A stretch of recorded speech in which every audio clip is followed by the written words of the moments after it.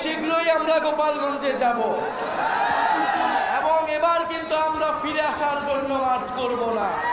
আমরা গণপ্রতিরোধ গড়ে তুলতে কিন্তু পিছপা হই না, লাঠি হাতে তুলতে পিছপা হই না, গণ অভ্যুত্থানে অস্ত্র হাতে তুলে নিতেও প্রস্তুত ছিলাম।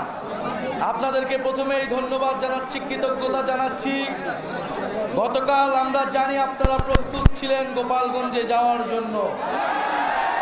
আমরা জানি সারা বাংলাদেশ প্রস্তুত ছিল গোপালগঞ্জ যাওয়ার জন্য এবং আমরা অবশ্যই যাব, খুব শীঘ্রই আমরা গোপালগঞ্জে যাব।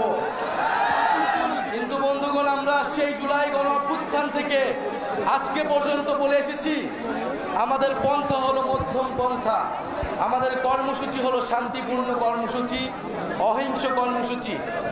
কিন্তু যদি সন্ত্রাসীরা, ফ্যাসিস্টরা আমাদের দিকে আসে, আমরা গণপ্রতিরোধ গড়ে তুলতে কিন্তু পিছপা হই না, লাঠি হাতে তুলতে পিছপা হই না, গণ অভ্যুত্থানে অস্ত্র হাতে তুলে নিতেও প্রস্তুত ছিলাম।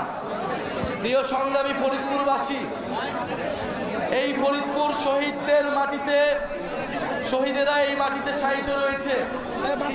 থেকে শুরু করে গণ অভ্যুত্থানের অনেক শহীদ এই ফরিদপুরের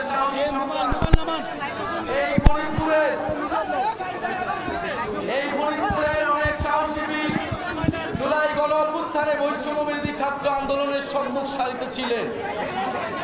সংগ্রামী বন্ধুগণ, আপনারা জানেন গতকাল গোপালগঞ্জে আমাদের শান্তিপূর্ণ পূর্ব ঘোষিত কর্মসূচিতে আক্রমণ চালানো হয়েছে। গোপালগঞ্জে এখনো ফ্যাসিস্টরা তাদের আশ্রয় কেন্দ্র হিসেবে গড়ে তুলেছে গোপালগঞ্জকে। আমরা বলেছি গোপালগঞ্জের মানুষকে, গোপালগঞ্জের সাধারণ জনগণকে আমরা মুজিববাদ থেকে মুক্ত করব। গোপালগঞ্জের সাধারণ মানুষের পাশে আমরা আছি।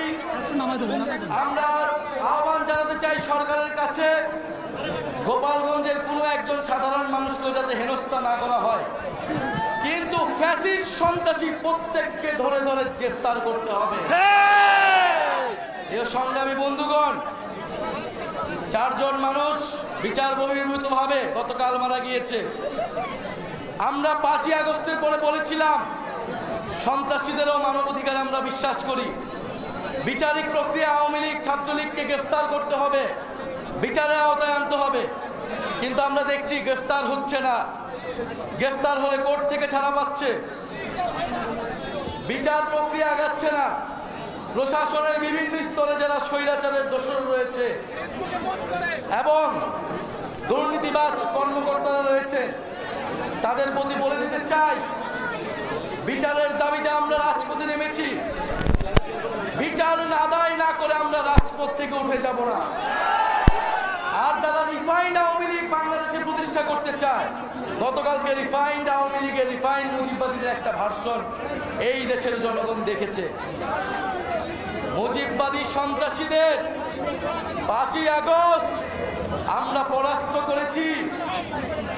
আমরা এখনো সময় দিচ্ছি আইনিভাবে, শান্তিপূর্ণভাবে এই সকল সন্ত্রাসীদের গ্রেফতার করা হোক। আর না হলে আমরা অবিলম্বে গোপালগঞ্জে এবার মার্চ করব এবং এবার কিন্তু আমরা ফিরে আসার জন্য মার্চ করব না। গোপালগঞ্জের মাটি ও জনগণকে মুজিববাদ থেকে সম্পূর্ণভাবে চিরতরে মুক্ত করে তারপরে